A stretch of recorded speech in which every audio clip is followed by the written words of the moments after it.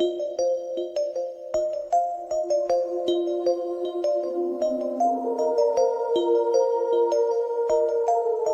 you've got 20 moves for white and 20 moves for black. So the first move, you have 400 potential positions that could arise after one move, or one half move each, which would be a full move for the game. And so what happens after 5 moves? You're already into the billions or trillions.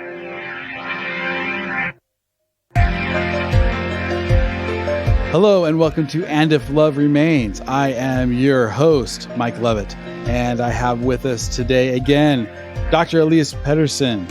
And I'm excited to talk to Elias today. He is normally our music maestro, but today we're going to talk about another one of his passions and great skills that he has, and that is of chess. Yep. So I'm excited because I'm a rook when it comes to chess. Yeah, I see. But I'm excited to talk to Elias about it. Welcome to the show, Elias. Thanks, Mike. Great to be back. And I guess this is our first podcast not talking about music between you and me. Yeah. So this will be fun. Get to know the other side, or one of the other sides of Elias. Where it's fun. The stereotype of the artist is the brooding artist who just focuses 100% on music and nothing else, and his work, and it's all about his work. But there are other sides to us. Mm-hmm. Yeah.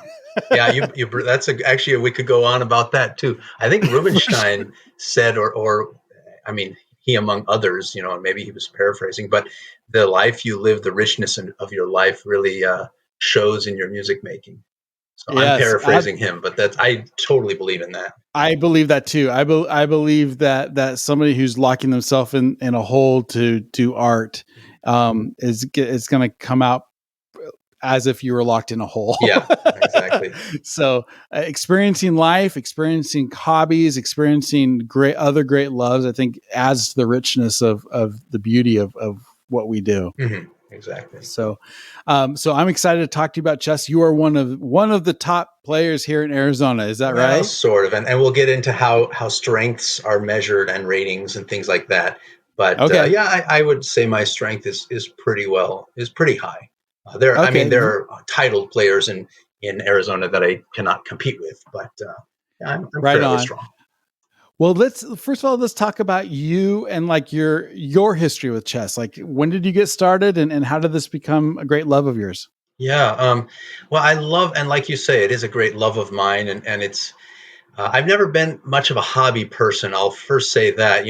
I speak with a lot of people, and they say music or this game or that game or sport is sort of a hobby, and I've never quite been that type. Maybe because I'm too competitive, and I put all my energy into something that I'm doing, and I want to be the best at it, which is probably why today I don't do as many things as I used to in high school and college.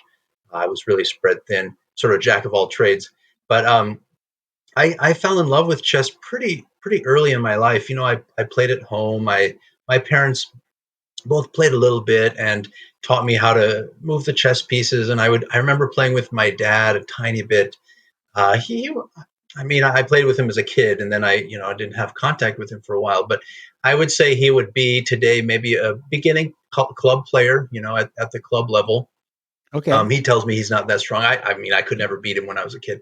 But I played with him. Maybe I played with a couple uncles or my grandfather, and then my first friends that I played with in 5th grade. I went to another school, and I would finish my work early, and so would this other guy. I kind of remember Noah Hurwitz, actually.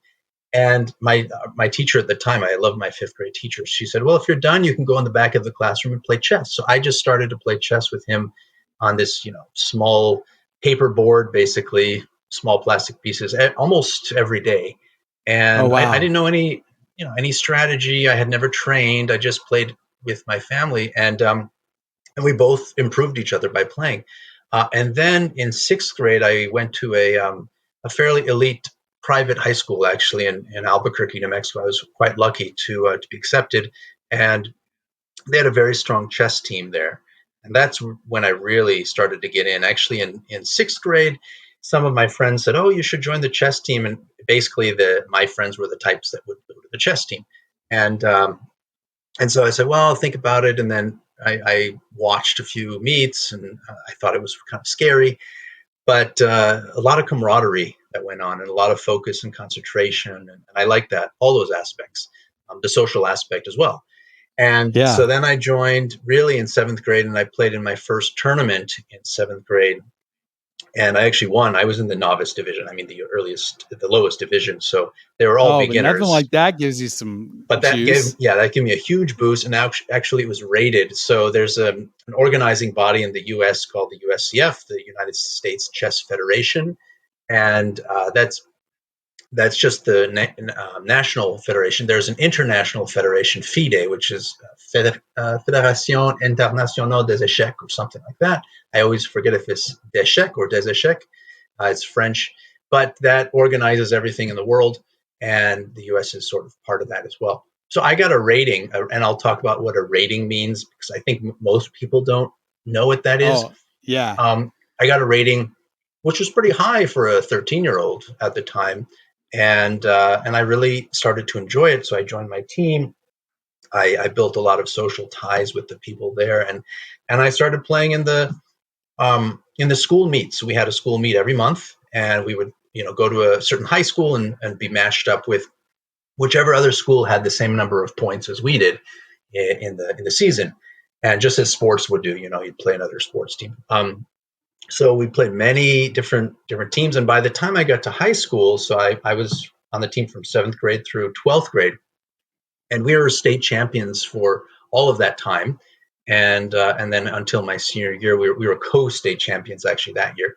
So Oh, we had a wow. very strong senior. My senior year was one of the three strongest teams, I believe, in the school's history, and I just really got into it. I went to nationals three times, I think, No kidding. and yeah, Wow. in at the high school level, I just had a blast. I mean, it was not just the game, but also this social aspect of it, and I got to travel a little bit, and it was Right. wonderful. So, and the school paid for those trips. So it Which was, is, yeah, I mean, that's just wonderful. yeah, That's fantastic. Yeah. That's, it reminds me a lot of yeah, the kind of, feelings you have and the social aspect that you have. It reminds me a lot of the sporting teams that I played in high school. Those guys that you're kind of in the middle of it together and fighting for each other, and yeah. it's great memories. Yeah, and actually, I was an extremely shy kid. In general, I was shy. I mean, even though I was a performer, I was already playing violin and piano for some years by then. But very shy. I could never talk to girls, for example. And as it turns out, we had a couple girls that came to the team and joined the team, and that was wonderful. I got to be part of that, and have female friends that were close to me. I was also on the science team, so science Olympiad team, and it was about half male female there as well. So Okay. I got to interact with a lot, and I was in sports in high school too, soccer for middle school, but then I joined varsity tennis when I was in ninth grade, and you're on the boys team, you're on the girls team, kind of thing, and there's Right. a little Right. crossover, but I didn't have many friends. It wasn't the same camaraderie I had with the chess team and the science Olympiad team. So yeah, that really, I think, helped me a lot through high school. I have to say, those tough years. Had I not had that social network and that base, it would have been a lot harder. So. Well, and let's get into a little bit. Now I think I told you before. We I know how to play chess, and I know how the basic rules, and Mhm. I want to talk about that in a second. But Mhm. my strategy is basically try not to get any of my guys killed. Yeah, sure. Yeah, um, that's a good beginning strategy, actually. but let's.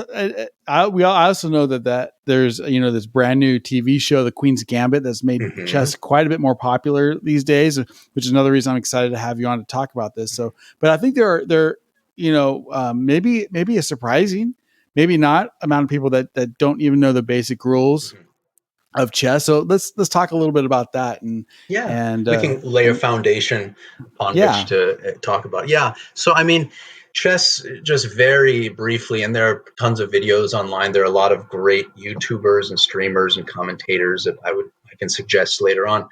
But you've got 64 squares, and each army or each side has a king and a queen, a couple rooks, a couple bishops, a couple knights, and 8 pawns.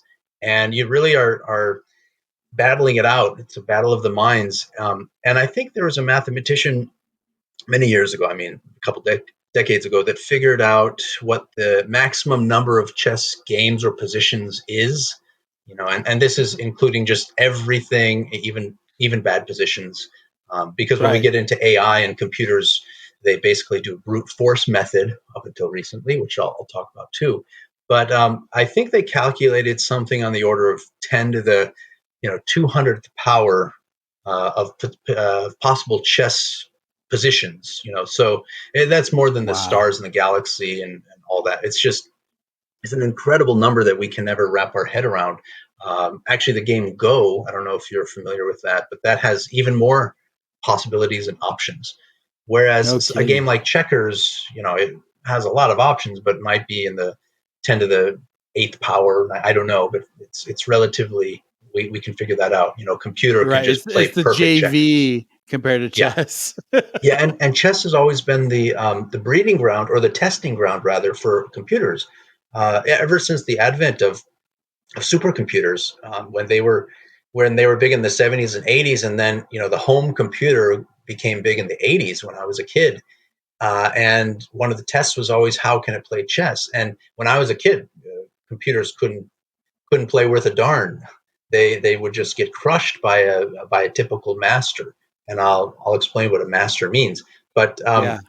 forget a grandmaster; they have no chance. And a big turning point was then in the 90s with Deep Blue. I'm sure everybody Deep Blue. remembers Yeah. Deep I was gonna Blue. say Big Blue, but it was Deep Blue was the Yeah. name of So it. Deep Right. Blue, the first match with Kasparov, the then world champion, um, Kasparov beat the first iteration, and then the second iteration of Deep Blue, I think it was Deeper Blue or something, a couple of years later, it was a close match, but Kasparov lost. And from then on, computers have sort of taken it over. But anyway, to go back to the basics, you have usually chess teachers and coaches, and I've coached at some of the academies here in Arizona, and we talk about three phases of the game. So the opening, the middle game, and the end game. And the opening, there are a few different. If you talk about strategies or goals that you want to do, and the first goal is to. This is classical um, kind of technique, if you will. But first goal is to get your pieces out, into good squares where they can control as many Right. other pieces or squares, to control the center and to protect your king. So if you can do those three things within the first 10, 12 moves or so, that's great. Then you get into the middle game where a lot more strategic planning comes into play, and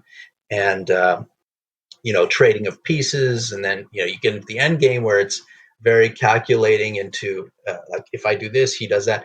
I think a lot of people, the laymen, have the idea about chess that, oh well, I can't think that far in advance, or as if that's like a thing. Yeah, of course we do have to calculate, and people do calculate Right. where you think, if I do X, he does Y, I do Z, he does A, that kind of thing. But the problem with that, and we'll get into the brute force method of computers. The problem is that it branches off so much so quickly that Hmm. it's impossible to really calculate every possibility. So what great grandmasters do, and calculators, is they knock out about 99% of the possibilities afterwards. There are things called forced moves. So if I play a check, which is a forcing move, or I take a piece, you're almost obligated to take the piece back, or at least move out of check. Sometimes you can Right. do an intermediary move, but that next step in the calculation process is pretty straightforward. So Well, and it definitely gives you the upper hand if you're able to if you have a forcing force the move, action. yeah, and most people, believe it or not, they could calculate two or three moves in advance. They just don't realize it. I mean, it's most people could see, like, if I do this, he has to do that. That's not very hard, and that's already two moves right there.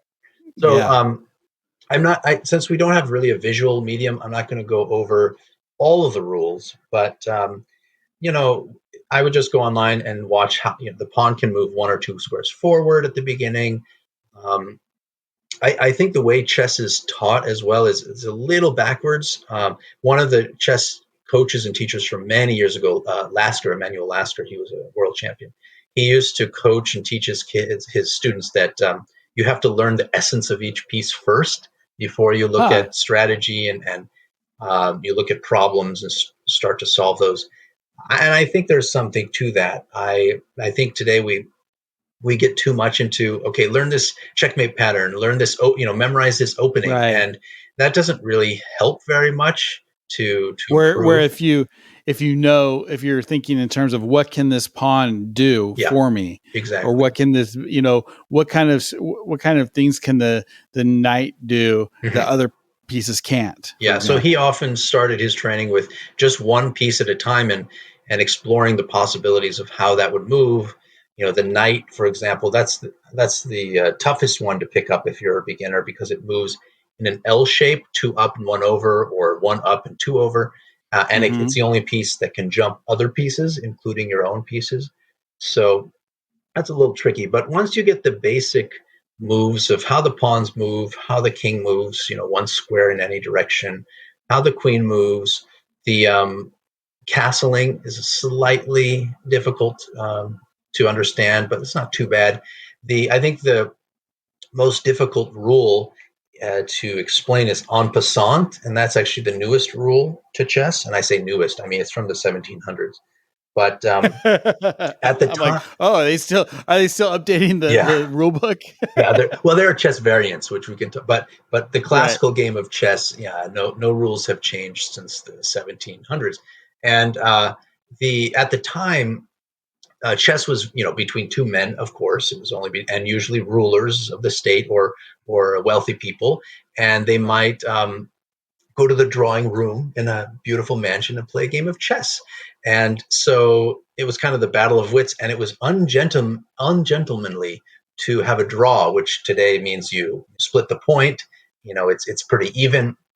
Back Yeah. then, if you had a drawn position or whatever, somebody had to take a risk and push forward, and often that person that took the risk lost because it was truly It- an even position.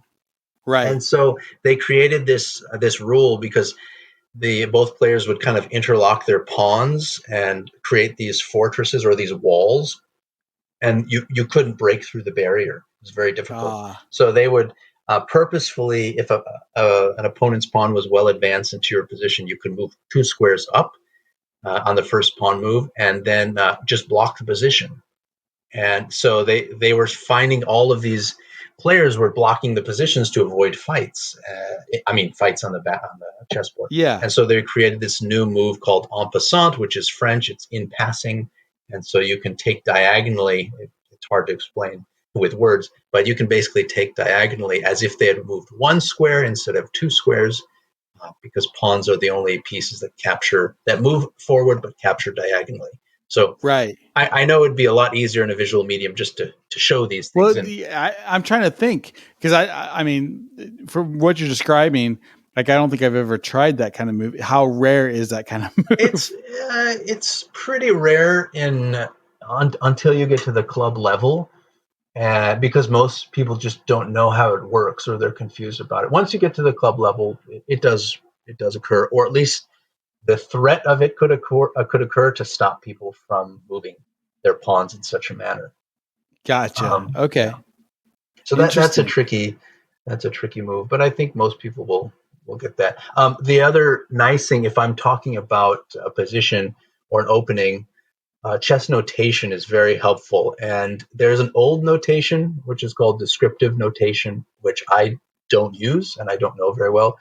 And there's a newer notation, I mean, as in the last 50 or 60 years, called algebraic notation. It's pretty simple to pick up, and I think anybody who reads a newspaper, for those that do still, and they have the chess column, they usually have the moves written in old Yeah. notation. But now they're Oh, they starting to do algebraic. So I'll just give a quick refresher for some of those, or an intro to others. right. The board is divided into 8 letters, which are the columns up and down. and 8 numbers, 1 through 8. So if you're looking at a chessboard, head on, the lower left-hand corner is going to be let me see, a dark square, and that's going to be A1. So as you move to the Okay. right, I'm going from the white perspective. So if you're on the white side with the white pieces, if you go to the right of the board, it's going to go A, B, C, D, E, F, G, H. That's 8 letters. And so the 8th column to the Okay. right would be the H column. And then the first row next to you or on the bottom would be 1. And then going to the top of the board would be 8. So any square can be represented like in a map. If you're reading, go to section K12 or whatever, or K5. That's how the chessboard is. So if I say, with a very good player, if I just say C4, people know where that square is. I know where that square is.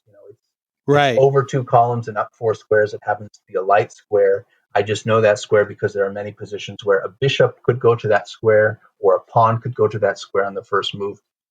So the move, the square C4 could be a good target. And once you play a lot more chess and you see the board, you start to see the squares as the combination of letters and numbers. So if you told me any combination of an A through H and a 1 through an 8, I could tell you where that is and what color that square is. And that's not very hard. And probably you start to understand maybe some squares are more strategic than others, and obviously it's moving as the game goes on, but in general, I'm sure there are squares that certain players try to Control. kind of like having the high ground Exactly. In a battlefield. Well, actually, yeah. So I mentioned before, one of the strategies in the opening is to control the center. The center would be represented by those 4 squares. So if you have an 8x8, and you move in 2 squares from each side, you're going to have a square in the very center of 4 squares. And those squares are D4 and E5, E4 and E5. So those are the 4 central squares. And so when we talk about controlling the center, it's basically those 4 squares that you want to control. Gotcha. Yeah. Okay. Interesting. Yeah. Well, so and it's interesting to me, like or cool with that kind of ability to go to of being able what was the word that you used, that Notation. notation, yeah, to have that is you could actually recreate games. You can recreate classic games. You can try to understand what great chess players are thinking and doing. I can really see that as a helpful teaching tool. It becomes the language. If we're talking about music, of course we talk about music, and I said, well, there's a quarter note here or a half note or a whole note, and you know what I'm talking about. Right. A non-musician, or I might say that section is allegro, which means fast, or this is in 4/4 time. We have a lexicon, we have a vocabulary that we talk about, and the chess vocabulary is pretty simple. It's just talking about the basic moves and the squares, and if you know what those are, I could rattle off an entire chess game with just that. So if I said like E4, E5, knight F3, knight C6, bishop B5.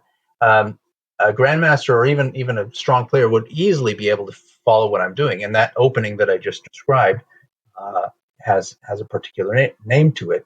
It's called the Spanish opening or the Ruy Lopez.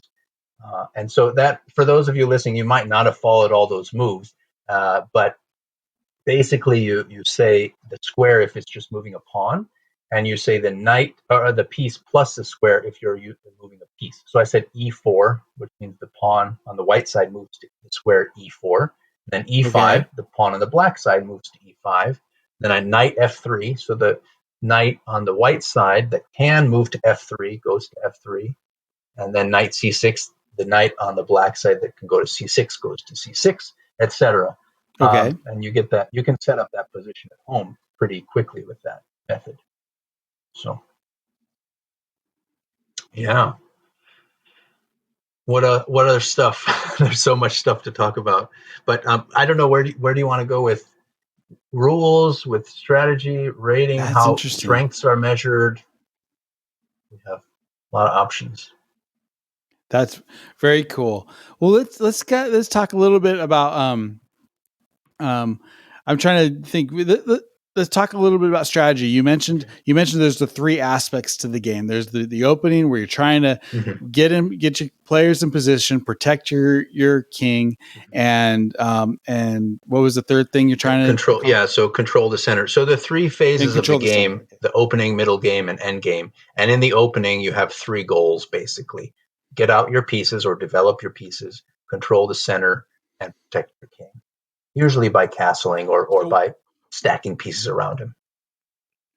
so maybe let's give our audience maybe a little hint. Mhm. Maybe what are one or two big mistakes that beginners make Mhm. in their opening moves, or even the thinking about their opening Yeah, moves? the biggest thing that when we watch, especially kids play, is that there's so much to think about on the board, and they lose track of threats. So as soon as you make, the first move on a chessboard, the opening move, you have 8 pawns that can move one or two squares, so that's already 16 possibilities, and the knights can move out to 4 different squares. So you've got 20 moves for white and 20 moves for black. So the first move, you have 400 potential positions that could arise after one move each, or one half move each, which would be a full move for the game.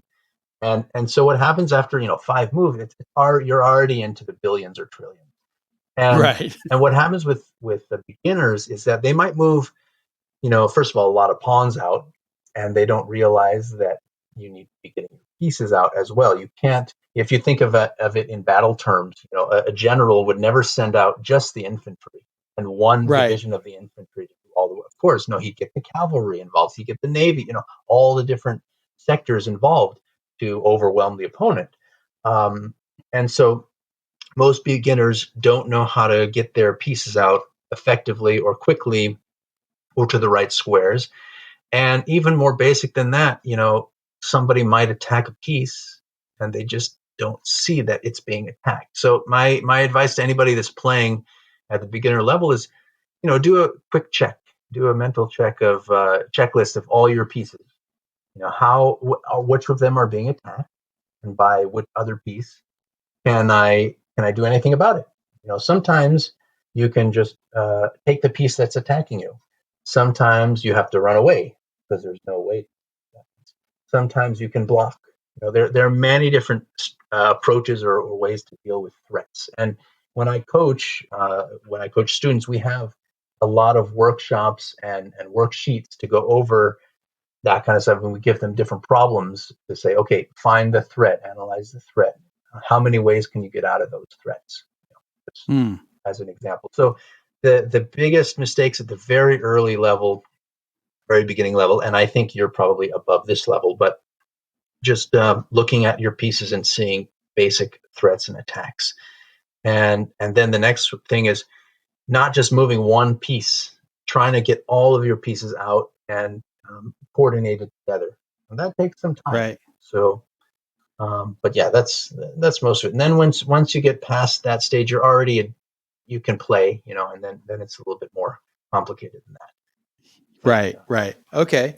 And so let's say we're getting now into that middle section, like and you said you want to control. Why is the middle of the board so important? well, it's like in a battle. If you're on a hill, you can see everything around you. From the middle of the board, you can see everything else on the battlefield, basically. So if you take um, if you take any piece, let's start with the queen, because in chess, interestingly, the queen is the most powerful piece, not the king. The king is Right. the goal. You're trying to checkmate the king by basically putting him in an attacked situation where he can't get out of it, either by blocking or taking or running away. So, but the king is limited in its movements and its capabilities. It can only move one square. The queen can move as many squares as are open, either diagonally or in a column or row, so up, down, or diagonally. So it has a huge range. So let's just have an empty chessboard, and if you put a queen in the corner of the chessboard, she has a decent amount of scope, but not a ton. She can go up and down and on what we call the long diagonal, which is eight diagonal squares. But if you put her in the middle of the board, she's got the 2 diagonals to go off of, and up and down and sideways. So you've got a lot Interesting. more range and a lot more squares that you control. Same thing if you take a knight as the most obvious example. If you put a knight in the corner of the board, it can only go to to Like 2 different squares basically from the corner. So if you put a knight on the square A1, right, it can only go to B3, go to B3, or it could go to C2. So if you have a chessboard at home, or even draw one out and label A through H and 1 through 8, the knight only has 2 squares where it can go from the corner. From the edge of the board, it can go 3 squares, but from the center of the board, it can go to 8 squares. So you've got a lot more potential and attacking power and defending power, by the way. So and that's interesting. Like I if maybe the most common mistake I seem to make, other than not seeing something that I should have seen, but is the is getting my knight to maybe not in the corner, but on the edge. And then it's so easy for somebody to trap me. And I'm like, okay, now I can't do nothing. That knight's you can't basically move it anywhere. neutralized. Yeah. Oh, that's exactly it. And there's an old chess saying that goes, "Knights on the rim are grim." And not always. There are some occasions where they work, but that's at pretty high level if you can figure that out. But for the most part, we teach kids to just develop, open up the center with a pawn move, so it opens up the bishop's lines. Get your 2 knights out in the center, castle your king. The first 8 or 10 moves are pretty much they play themselves if you do it correctly. Now you might not get the most dynamic or the strongest position, but you'll get a reasonable position. And I think if most people learn the basic strategies of why they do that, they can become a decent player in the neighborhood with that. So I want to talk a little bit about, in some ways, kind of the most interesting piece to me, and that's the pawn. It's almost become a cliche to say, sacrifice the pawn. Mm-hmm. We say it in other terms outside of chess all the time. Yeah. And yet in some ways, because it can attack diagonal, because if you can get it to the end of the board, you can turn it into anything, including another queen. Yeah. It can be an incredibly powerful piece. Mm-hmm. But talk about the pawn a little bit, and when is it good times to maybe sacrifice, and when is do we what's your philosophy on that? Yeah. Well, the term sacrifice, first of all, is just giving up. Usually we talk about giving up material. So when we're talking about material, each piece has sort of an assigned or accepted material. It varies. So the king is infinite, because if you capture the king, or you don't really capture the king, you checkmate him and corner him. That's infinite. But the queen is typically thought of as 9 points. The rook is 5 points. The bishop and knight are 3 points each, but some people I prefer bishop slightly to the knight, so maybe like 3.2. And then the pawn is typically 1 point. But so if you count the material at the beginning of the game, of course, you're both even, and there's a lot of material. But what some people will do is give up a pawn, which is only 1 point, to gain a lot of other advantages. So some of the other advantages that you can have in chess besides material is the most obvious one. That's like in music, if you talk about what are the notes that are written on the page. That's Right. obvious, but what are the dynamics of those notes? How fast do you play those notes? All those dynamics are in chess too. So in chess, we have something called space advantage. So that means maybe you have more of your army advance, and you have a lot more room to move around in, and a lot more room to maneuver your pieces. That can be a very good advantage, because even with slightly fewer pieces, if they're more mobile, then you have more attacking chances. Whereas the defender, if they can't really move their pieces very well, they're stuck. And if they do move their pieces to a certain square, they lose them, and then it goes back to material advantage for you. So Right. sometimes people give up a pawn to get a large space advantage, whereby they can have a lot more freedom. And sometimes it works. If they can get a great space advantage and convert that later to a material win, great. what the other side tries to do is to prove them wrong, to say, you know what, you gave up that one pawn, and now I'm going to try to defend, like, I won't say it on your podcast, but defend, Yeah. like the Dickens, and Right. see if I can hold on to that 1 point advantage and even everything else out, and then I'll have a 1 point advantage in the end. So space is a very interesting one. The advantage of time is another one. So time is very simply how many, we call it in chess actually tempos or tempi. So how many moves ahead are you? So if I were to That's get, let's say, 4 moves just for free at the beginning of the game, I could get very easy. In fact, there would be a checkmate 1, 2, 3, 4. I could checkmate you. So if somebody has an extra move or extra 2 moves or extra 3 moves, that could be quite an advantage, because every half So move I'm or sorry, I think you lost me. What does that mean to get an extra move? well, let's say, for example, okay, white starts the game, so they already have a slight advantage because they get to dictate the play. So they start by opening, how they want and controlling the squares that they want, and black sort of has to respond. But what if for the first move, white just played his knight out, black played something, and then white played his knight back to the original starting square, Gotcha. and then Okay. black played something else? It's basically giving 2 free moves to black to do whatever he wants. So he could have moved Right. 2 pawns in the center and started to get his bishops out, where you just moved a knight back and forth. So that time uh, is very important.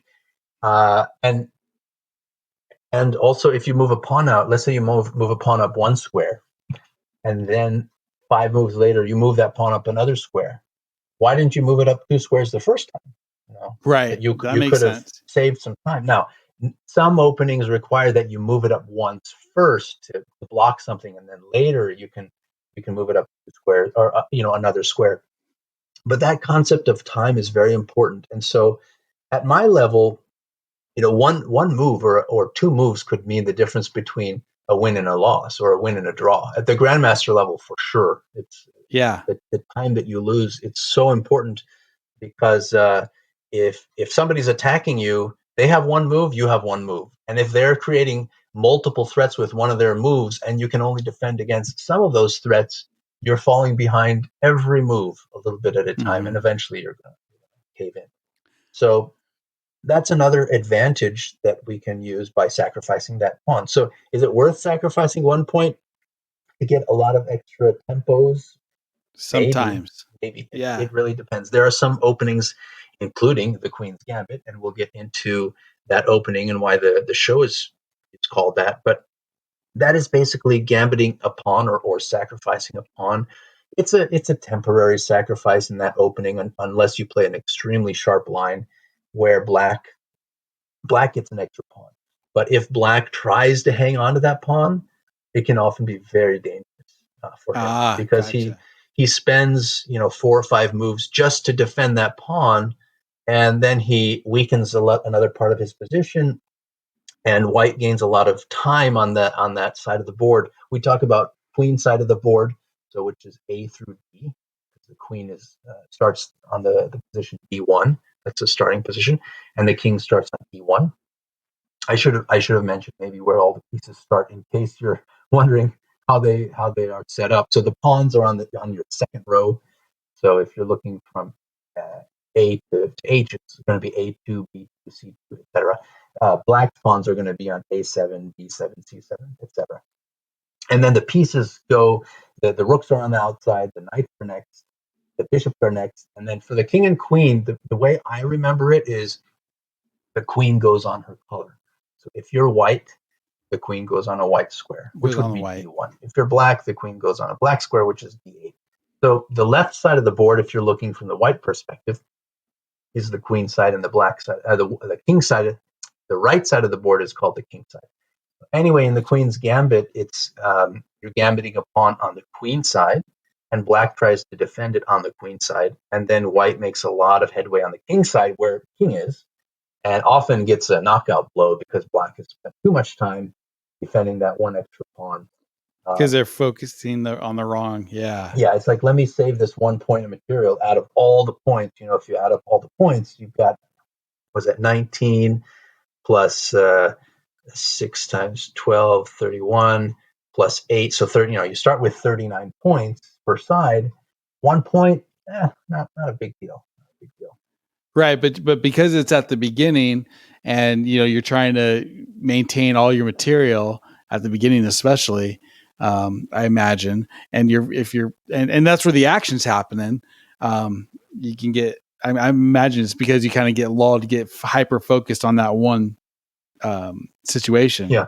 Well, usually a sacrifice, at least from an opening perspective, is at the beginning, because losing 1 point out of 39 is not as big a deal as when you've traded pieces and you're both at 15, and then you That sacrifice makes a point. sense. So 14 versus 15 is a big difference from 38 From versus 39.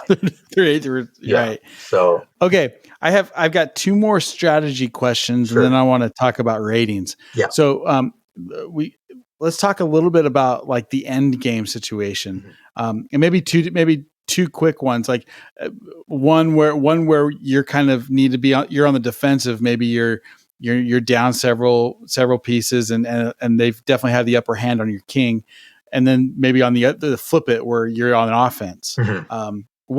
How should we be thinking? I mean, it's so hard, because every game is different, and obviously, experience covers all. But what are what's your main thought process when you're in those situations? Yeah, it's interesting that the training method for when I was getting serious about chess, I always heard this from people, and I wondered why, and now I know why. But they said, don't learn the opening first, or don't start with mid. Yeah, you can start with tactics. Tactics are where you get puzzles, and you're just looking for, okay, I'm attacking a piece. What piece am I attacking? And if I take this piece, what happens after it? Very quick, boom, boom, boom.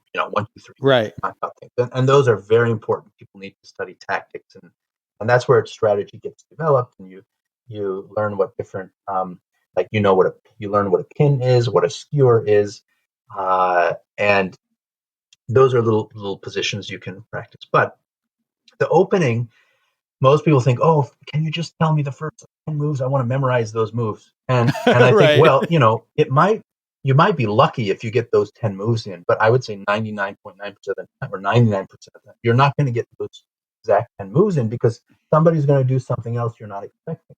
And so it's Right. almost worthless to, as a beginner at least, to memorize opening moves like that. Opening ideas and strategies and principles, yes, but not opening lines. Yes. And I got interested in learning books when I was around 14, 15, and I started really studying certain openings and certain lines.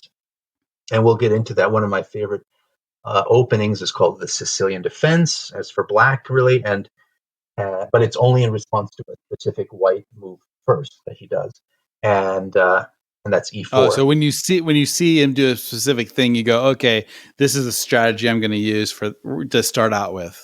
Yeah, or what I will say is my strategy is sort of similar, but the way I get there and the positions I feel comfortable playing with my strategies, and with like anybody playing, let's take a sports example, in basketball. Maybe somebody's a really good 3-point shooter, right? So they're Mm-hmm. maybe like a Larry Bird. Okay, I'm dating myself a little bit, but I know who you're talking about. yeah. So Larry Bird, he's a great 3-point shooter. You don't want to put Shaquille O'Neal on the 3-point. He's not a great 3-point. He's a great center. He's going to Right. dunk. He's going to be maybe a good guard. He'll be the center. So that for him, whenever he plays on a basketball team, whoever he plays, he's going to be the center, and that's going to be his strength. Larry Bird, yeah, he can dunk, of course. Yeah, he can guard, of course. He's going to be the 3-point shooter. So same thing in chess. Some people are more, I don't want to say just offensive or defensive players, but people have different styles of chess. And so you tend to play openings that get you to positions that suit your style. That's the best way I can play Gotcha. it. So I might play a Sicilian, and everybody plays the Sicilian defense. It's the most common, actually. At the beginner level, E4, E5 is the most common. Once you get to club level, E4, C5 is probably the most common.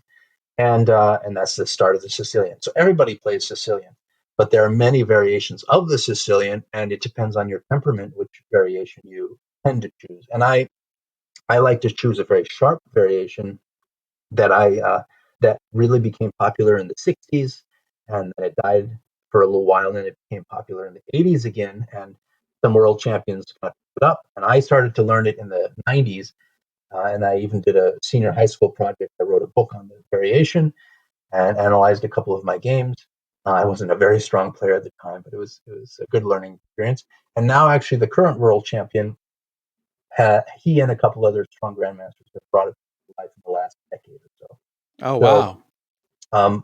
I know I'm kind of digressing a bit here, but the point of the opening is basically to get something to suit your style, and so you shouldn't memorize an opening. That's where I was getting to.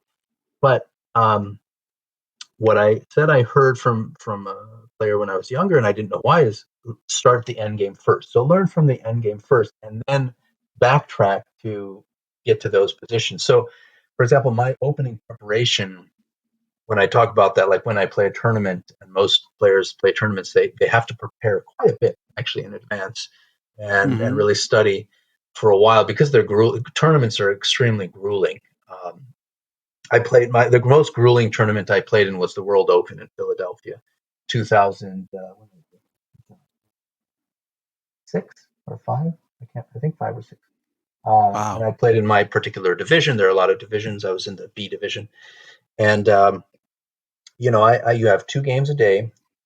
The games are you have maximum of 6 hours. Most of the games last between 3 and 5 hours, and you have 2 per day. So there were some days where I had 2 very long games, and I was in the chess hall for 11 hours. Oh, wow. And the amount of calories that you burn thinking and going and sweating and nervousness, you burn a lot. So, and that was 5 days of that. So I might have lost a few pounds during that tournament. I And don't think people realize like how it's funny. Like oh, they don't. again, the stereotype. We watch like searching for Bobby Fischer. You see like chess masters having breakdowns, and you Mhm. see like chess masters like sweating bullets and doing great. Like and I think the layman just goes like, dude, just move the piece. Yeah, right, You right. know? Yeah, but it's true. The amount of pressure and the time, like anybody that has gone into higher ed at all, and the amount of Yep. studying that it takes, you multiply that with the pressure that's involved too. Right. It's a lot. The grandmasters in their big tournaments and at the world championship level, it would be easy for the duration of a tournament for a grandmaster to lose 10 pounds over that Now that we're two gonna we're week definitely cycle. gonna we're definitely gonna do a part 2, but I want to talk about a couple of things. Because I think especially when we talk about tournaments, and how does your strategy change? In fact, I have a kind of a specific question because I've seen these timed tournaments. I know not all tournaments are timed. I don't think, but Yes, they are in okay, so they're all some manner. Yeah, but yeah, and okay. I'll So get to. I know what you're going to ask, but hang on. Let me go yeah, back yeah, one yeah. second for Go for back. the strategy with the end game. So you said Oh, how to thank you. Yeah, develop. I, finish my first question yeah, first. when I went on so many tangents, but the biggest thing that I like people to learn from the beginning is just how do you checkmate with this limited amount of material, and then Hmm. you kind of build up from that. So where the first thing I usually teach is a king versus a king, and then one side, let's say white has a queen and a rook. Okay, so you can set this up at home. Let's say the white king is on a1, the black king is on h5, and you have a white queen on b2, and a white rook on c1. And so this is called the step ladder method, or some people call it the steamroller checkmate method. And basically, the rook and the queen are cutting off lines vertically, or horizontally in this case. And so basically, you're just doing a step ladder approach. Like the rook is moving up 2 squares, and then the queen is moving up 2 squares, and they're helping each other go up and close off those lines for the king. So you're creating kind of an invisible electric fence that goes across. Because the huge disadvantage that the king has, for those who don't know, is it can only move one space. It can move in any direction, but it can only move one space. Right, right. So if you can cut that off, that escape square or that escape line off, and then check him, and so he has to keep retreating back. From the position I gave you, you can checkmate within, I think it's 6 moves or something. So I would do like rook to c4, the king's on h5, so king could move to like g5. I don't know if you can all follow this, and I'm just doing it off the top of my head. So then you do queen to b5 check. The king cannot stay on the fifth rank, and he cannot go to the fourth rank. So he has to go somewhere to the sixth rank. So let's say he does king to f6. Then I can do rook to c6 check. He can't again go to the fifth, so he's got to go to the seventh rank. Wherever he goes, then it doesn't matter. Queen to b7 check. He has to go to the eighth rank, and then rook to c8 checkmate. So the king has been trapped. So getting that pattern down, it's a very simple pattern to look at and to visualize and to do on a chessboard. And a kid, I mean, I've taught 5-year-olds and they can pick that up within a lesson, and they can do that. And then after that, you give them 2 rooks and see if they can do the same thing. Now, the difference with 2 rooks is that, or I should say, with a queen and the rook, if the queen's behind the rook or on the outside of where the opponent's king is, the queen is always protecting the rook diagonally. So you can just do that stepladder approach and not be stopped. With 2 rooks next to each other, they don't protect each other unless they're on the same line. So the king could theoretically get close and take one. So when that happens, if the king is pretty close, you just move the rook all the way to the other side of the board. As long as you keep the 2 rooks staggered, then you can do the same method on the other side of the board. So a beginner, again, it just takes a few minutes to show that on a board, and they get it. So once a beginner gets that idea for the ending, then you start to take away pieces and make it harder. So then it's just a king and a queen versus an opposing king. And then you have to do this corralling method where you build a fence and you basically corral the king into a corner, bring your king over, and then checkmate. And then you do the same thing with a rook. It's a little harder where you've got to use your king as well to help corral. So once you can get through these levels of checkmating patterns, then you can always think, okay, well, if I could get to an ending where I have an extra rook, then I know how to win. Right. And so that starts to dictate how you play this. The middle game is, and at the beginner club level, I mean, they're just people losing pieces left and right. Somebody's attacking my queen, I don't even see it, and then I'm attacking their knight. They don't see that. Every piece is just en prise, as we say. Every Flying piece is material attacked. flying everywhere. Exactly. So nobody knows. I mean, when I watch some of those games, it's tough because they might go for 5 moves where a kid is in check and they don't even know. Nobody knows that he's in check, and we can't say anything. So if we're tournament directors, and so then they figure out like, wait, how did I take your king? But even at a slightly higher level, you might drop a pawn, but then you win a rook, and then you drop a queen, and then you win 2 bishops. Like it goes wildly back and forth. So if you can get to the ending where you're up a queen or you're up just a rook, and you know how to win that position, you'll be fine.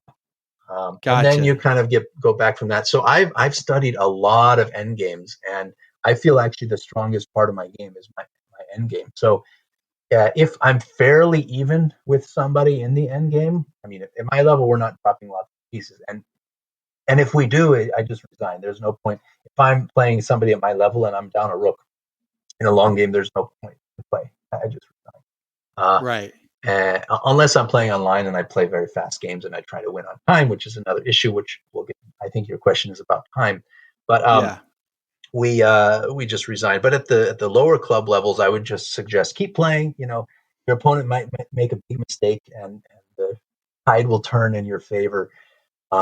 And just study the positions at the end and get better at those, and then kind of you learn a lot more about how pieces work in harmony with one another by studying the end game.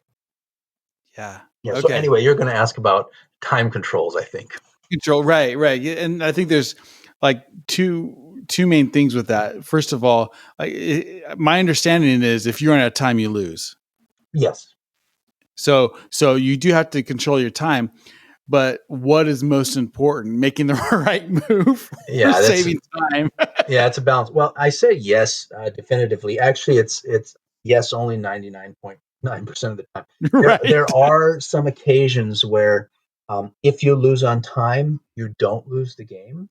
And that's only if the position is such that the opponent has not enough material to actually checkmate you. So let's say you're with a king and a queen, and you're attacking your opponent. Clearly you have and they just have a king left. Clearly you have the upper hand. Maybe it's only going to take 5 more moves until you checkmate, but your flag runs out. And nowadays it's much less likely that that happens because everything is digital, and most of the time controls now have a delay built into them, which I can explain. But if for some reason your flag were to fall, which means you run out of time, because traditionally the chess clocks, they have 2 dials in them, and the minute hand or hour hand hits a little flag, it's a red flag, and once that dial goes past the midnight hour, then the red flag falls, and then you can tell that you've lost some time. So once your flag falls, Okay. you have technically lost some time, but your opponent has no material left. So even if he had infinite time, he could never win the game. So in that case, the game would be declared a draw, and both of you would get half a point. But typically, a loss, you get 0 points. A win, you get 1 point. And a draw, each player gets half a point, which can be very useful in a tournament. So if you have 9 rounds in a tournament, the winner doesn't always win 9 games. Sometimes the winner wins 2 games or 3 games, but they draw the rest of the game, so they've racked up half points. So it's potential you could win with 6.5 points, 7 points. So it is like a strategy is like, it's like the Warren Buffett rule of investing. First rule is don't lose money. Yeah. So first rule of chess is don't lose, at least get a half a point. Yeah. The problem, there are some players that are known as sort of draw specialists. There's one at the top right now. He's I think number 7 in the world or 6, Anish Giri, and he's an from India, but actually he plays for the Netherlands, the Dutch national team. And he's known for, like, it's almost impossible to beat him, but by the same token, he doesn't win very many games.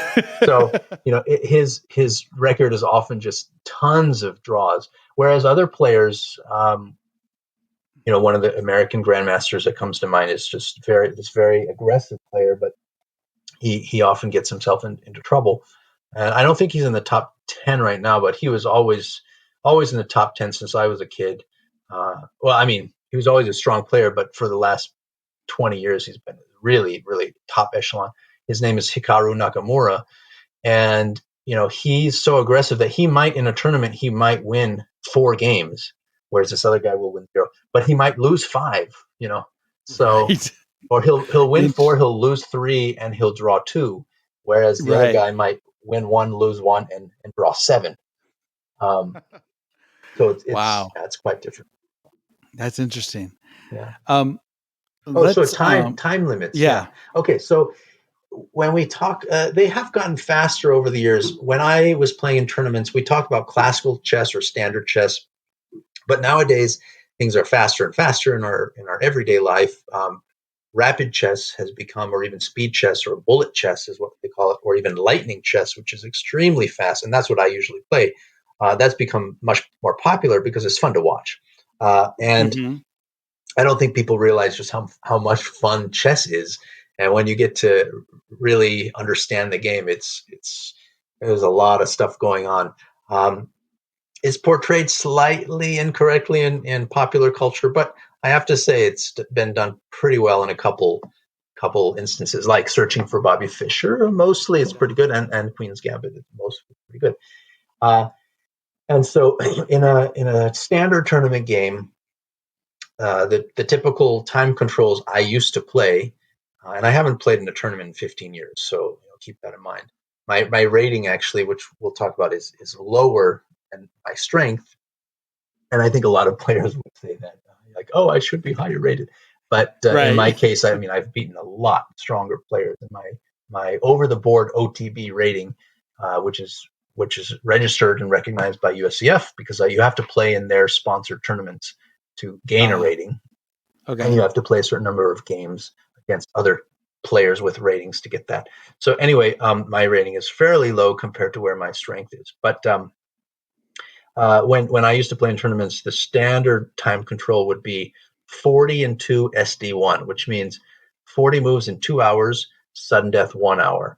And so in the first 2 hours, you've got to make 40 moves, which sounds like 2 hours is a long time, but some of the moves you think a long time, not maybe the first 5 or 10 moves, but in the middle game, maybe the 15th move, you might spend a long time on a move.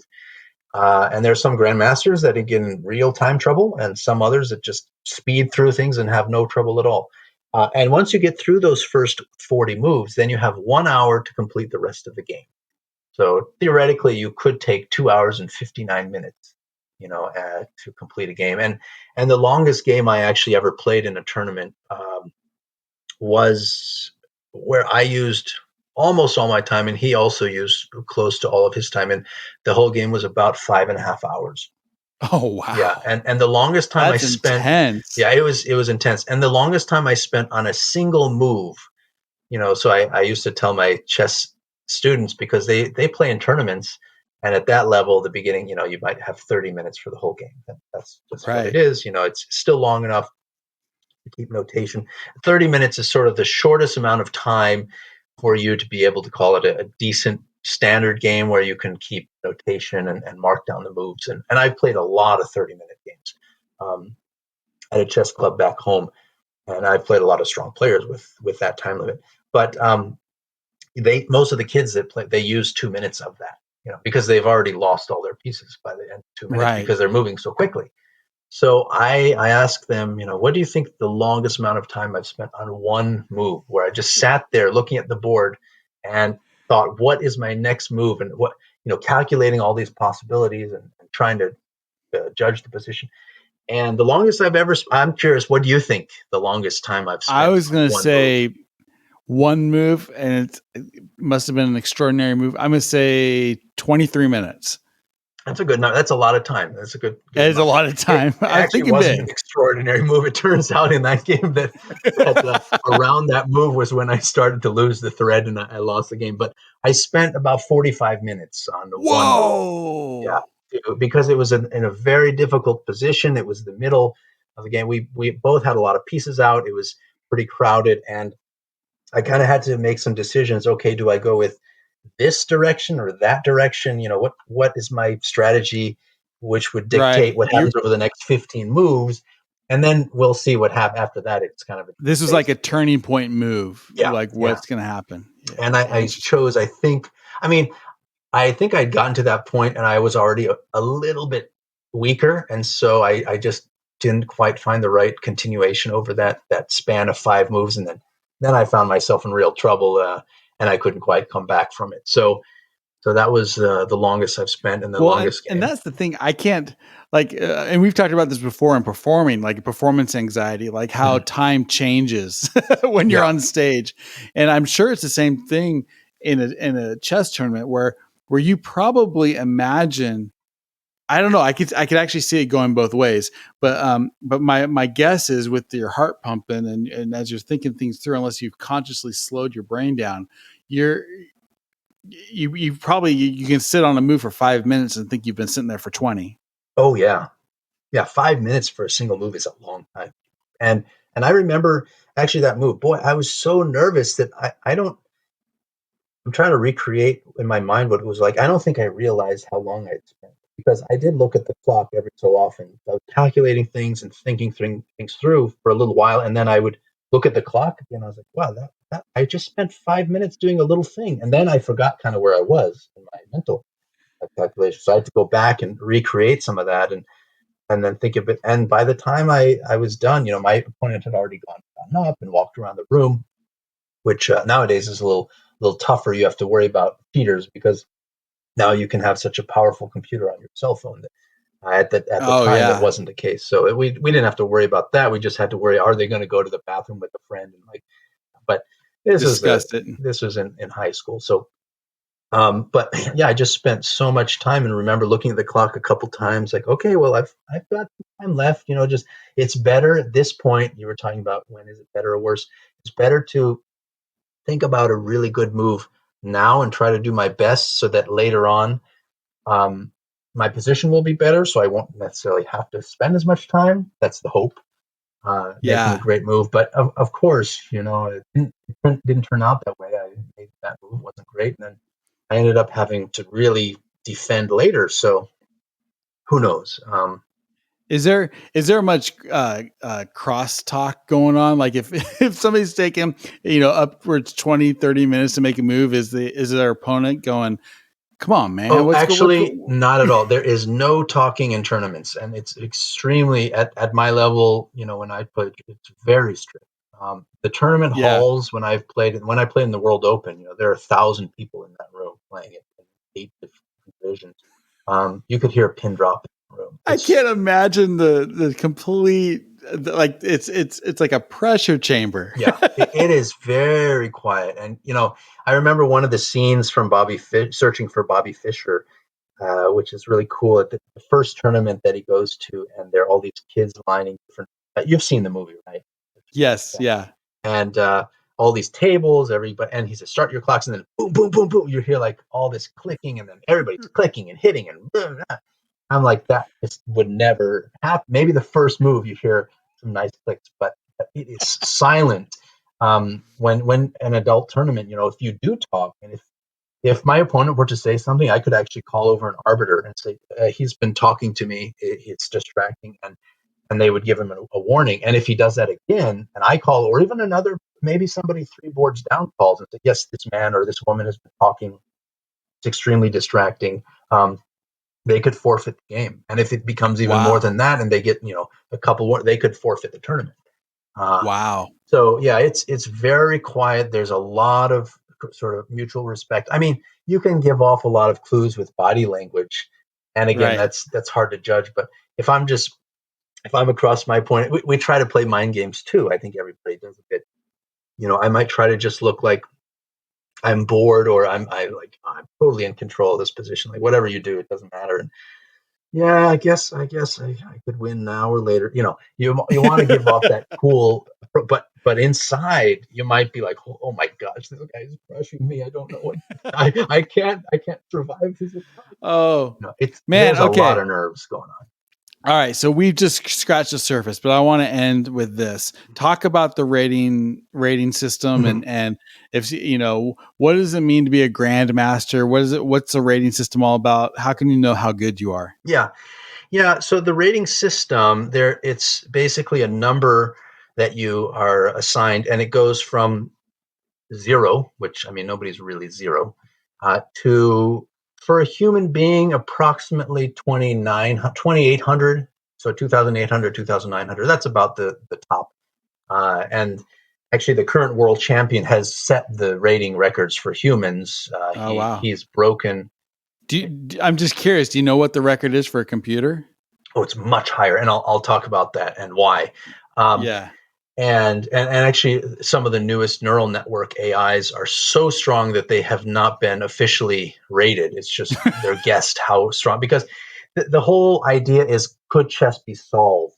Is chess solvable in an esoteric sense? Like, can you just could God play the perfect game of chess? And the answer so far, through the ages, through let's say the last 200 years, where there have been real tournaments and world champions, the answer was no, and then yes, and then no, and then yes, kind of back and forth. That somebody would be so dominant and so strong in chess, a grandmaster, quote unquote, and people would think, well, you can't play better than that. And then the next wave of future stars would rise up and just crush those people. Of course, you're at your peak for chess in your 20s and 30s, which is odd, kind of like sports. There are very few players at the top echelons that are over 40.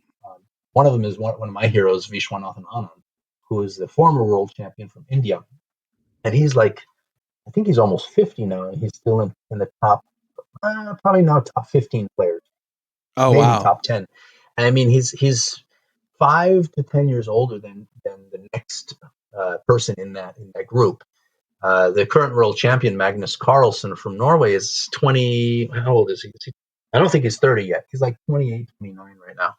And Wow. I actually, yeah, I saw him play So the it's still a relatively young man's game, really. relatively, yeah, and Yeah. we'll speak about women in chess too, I hope, because very few women have gotten into the upper echelons of overall chess, but one did, and she was a Hungarian woman named Judith Polgar, and her sister was fantastically strong too, Susan. And Judith, or Judith, we say in the States, but Judith got to, I think, position number 8 in the world back when Kasparov Wow, was the that's world champion, great. and she actually played him, and I think had a draw or maybe even beat him once. She was extremely strong, strongest woman ever. And right now there's Hu Yifan, who's a Chinese player. I think she's in the top 50 overall. And there are a couple women, more women that are getting stronger and stronger as more girls, are encouraged to play chess. Of course, they're Yeah, discouraged. So basically, I think it's a numbers game, and we can talk about that. But yeah. yeah, as more Well, just women, so also yeah, the just to, ratings. so yeah, just finish up with the ratings. So you have a master of something. It colloquially means just you're very good. But in chess, there's an actual threshold for getting that number, and you have to be over that threshold to be called a master. Um, Okay. so the basic rundown is you have 0 to 2900 for humans, and every 200 points is a different class. Now we don't really count anything below 1,000. So once between 0 and 1,000, let's say, or 0 and 800, most of those numbers are pretty flexible. If 400 rated player playing a 600 rated player, it's not much difference. They're both making so many mistakes. More luck than anything. Once Right. you get to about 800 or 1,000, then you're actually a club player. You're playing in tournaments. Like a 600 player would be when most people say, "Oh, my uncle plays pretty well. He's good at chess. He can beat everybody in our family. He's massive." Okay. So Then I'm like, okay, so he's probably like a beginner. That's my first thought. And yeah. if he can really play and he actually has some strategy, then I'd put him at like 1,000. That's Okay. 1,000 player. But once you get to that, then you start getting into the classes. And I'll start actually at the other end, coming down with the class. So from 2,200, 2,200 and above, you're considered a master, and that's your class. So you're in the master class. Right. Now, So if they once have a tournament, if you have a tournament, you're going to have a class like a like a professional class and a yeah, semi like you have the master's class. That's yeah, the tournament you would that's the compete top in. class. So you could Yeah. play in that class. Now you can always play up. I could play in that section, which would be really the open section, but they could not play in my section because they'd be overrated for my section. Right. So That makes above sense. 2,200, you're considered a master. Now, once you become a master, there are different titles within being a master. There's something called a national master, an NM. There's a FIDE master, which is an FM. And to get those particular titles, you have to do so well in certain tournaments and achieve those ranks. Now, there are two titles which everybody knows about. Well, one really is Grandmaster, and the other is Hmm. International Master. Now, Grandmaster is the top, and International Master is the second. Now, Okay. there's not a number necessarily associated with them, but most Grandmasters are over 2,500. Okay, so once you get to that threshold, 2,500, you're basically a Grandmaster. There are You're in some that. Yeah. You're in that realm. You're in that realm. Most international masters are over 2,400. Now, Okay. there are some grandmasters that are 2,300. Why? Because the grandmaster title, you have to achieve it in a certain way. You have to win or get a certain score in 3 tournaments to get what's called a GM, a grandmaster norm, which is like a point, a GM point. Once you achieve 3 GM points or 3 GM norms, and you keep your rating at a certain level, then you're granted the grandmaster title, and that's for life. So even if you're 80 years old and you've obviously lost a lot of your strength, played in tournaments, and your actual number rating has come down because you've lost to players that are lower rated, and your number is let's say 23 something, or 2350, You're you're still still a grandmaster. honorified. Yes. Yeah. So it was kind That of makes an sense. honorary title. And so there was a famous grandmaster in the United States, Arthur Bisquier, who I think passed away number of years ago, but he was playing into his 80s, and he was probably down to a 2,300 level. At his peak, he was like a 2,600 level player, or almost Well, yeah. 2,700. But he was always considered grandmaster. Same thing with international master. It's a title, honorary title that you have to achieve, and it can never be taken away, no matter where your rating goes. Now, Gotcha. usually those players never go below a certain rating; they're just too strong. I mean, Arthur Bisker, when he was in his 80s, could still crush me, probably. And so that those are honorary titles; they never go away. But below that, if I were a master for a little while, and then I suddenly dropped below 2200, I'm just no longer a master. And so the next rating category is between 2000 and 2200, and that's called. And again, that's kind of a colloquial term. An expert is just a great person at something. Well, in chess, it is a category called expert. You're in the expert Yeah. category. That makes So if your sense. rating is 2,143, you're an expert. If your rating is 2,199, you're an expert. But then 2,200, you're suddenly a master. A master. Yeah. Gotcha. And then Okay. below that, you have 1,800 to 2,000. That's a category A. So when somebody says, like, I'm an A category player, that is what it, and actually my rating is in the A category. So Okay.